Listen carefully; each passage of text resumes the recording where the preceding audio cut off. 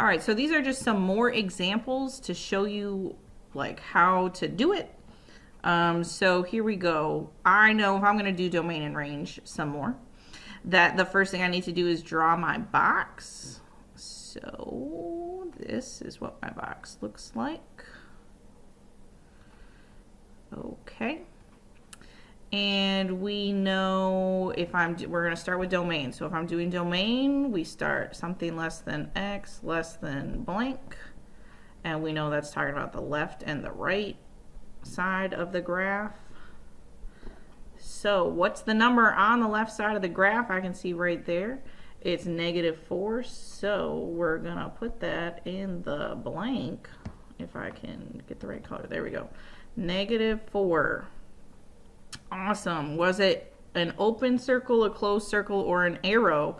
Well, if I look down at where the point actually is down there, it's an arrow.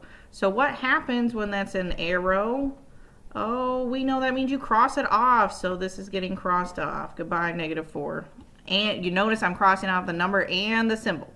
It all goes, not the letter. Okay, on the right, what's the number on the right? I see that's a +5, so I'm going to put that. And then I'm looking at the point up there. Is it open, closed, or arrow? That's closed. Okay, so what does that mean for my symbol? Well, it means I'm going to underline because I am including that point. So now, since I did cross something off, I need to decide, am I supposed to flip it and change the order of these things, or can I leave it alone? Well, what was written first? Well, over here, that's the crossed out part. So we don't look at that part. We're looking at what was the first thing that came after the cross out was the letter. So do I need to flip it? No. No flip. Okay. So what does that mean? Well, that means this is my answer. That is the domain. X less than or equal to +5. That is correct because my graph is all on the less than 5 numbers. All right, for range, we know that means blank less than y less than blank. Okay. And if I'm looking at my graph, we know that means it's coming from the bottom and the top. So bottom, top, I'm labeling. So what is the number on the bottom? I can see the number down here is -5. Okay, but what's the point actually down there? Well, it's this point again over there, and it's an arrow again. So when it's an arrow, what do? Cross it off. Goodbye -5, goodbye symbol. Okay, great. My number on the top, I can see up there, is +2. And if I look at the point that's actually up there, it's this point again, and that's closed. So when it's closed, what does that mean? Well, that means I'm going to put the extra line underneath. And again, I need to decide, since I crossed something off, does that mean I'm going to flip, or can I keep this order? Well, what came first? Well, first was the cross off and then the letter. So do I flip when the letter comes first?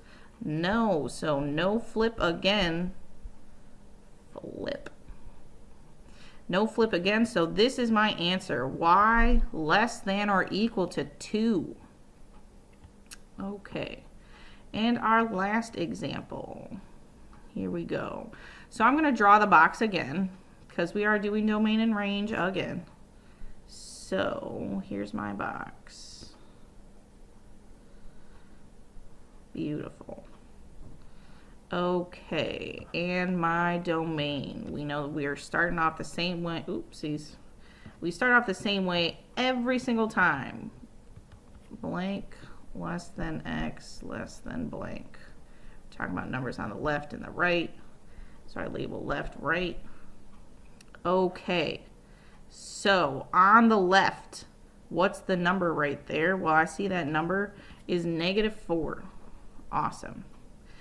And the part that actually touches that -4, I would say, is like that right there where the line goes through, because we're not seeing an actual dot, but I see that the line touches there. So when the line touches there, does that mean it's open, closed, or arrow? That means it's closed if the line goes through. So if it's closed, what am I doing to my symbol? Well, I'm putting an extra line underneath because it includes that point. Okay, on the right side, I see that the number is kind of in the middle, so we're going to say that's like 1.5, in between 1 and 2, 1.5. And I can see, well, what kind of point? Is it open, closed, or arrow? Now, it hits in two places. It hits up there and down there, but they're both arrows. Okay, so if it's arrows, what do? Well, that means I cross off. Okay, I cross off the symbol and the number. So now I need to decide, am I supposed to flip my order or am I supposed to leave it?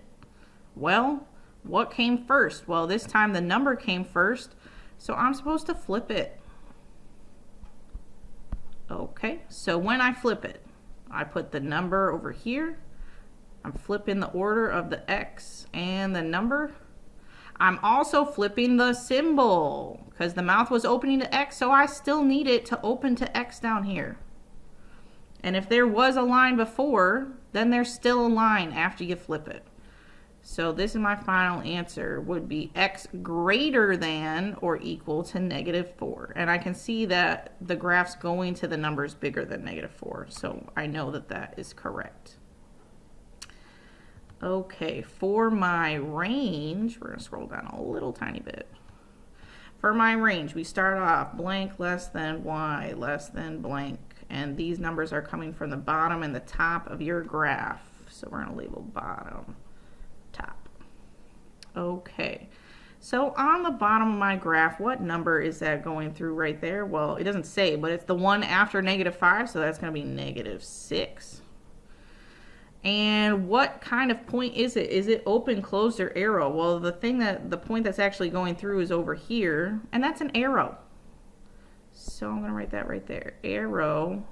And when it's an arrow, what does that mean? It means we cross it off. Goodbye. All right, the number on the top I can see is up there at +4. And what kind of point is it actually up there? Well, it's this one over there in the corner. That's an arrow again.